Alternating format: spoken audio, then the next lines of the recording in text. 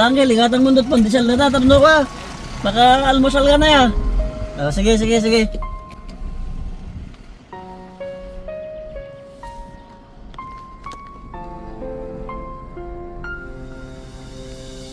Ayan guys, so si Manong, nadaanan niya ako dito sa may Ballesteros Baywalk habang nagko-content ako. Nagre-reklamo kasi hindi pa raw siya nag-almusal, nanghihingi ng 50. Tama-tama, meron pa tayong 50 rito. So binigay ko na para makapag-almusal.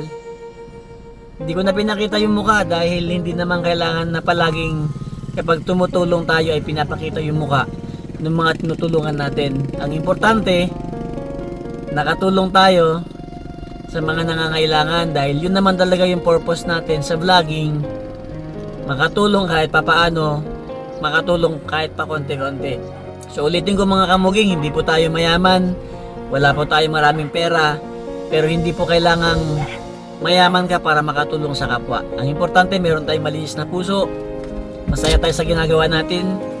Kaya lagi kong sinasabi, piliin po natin maging mabuting tao, araw-araw, gabi-gabi.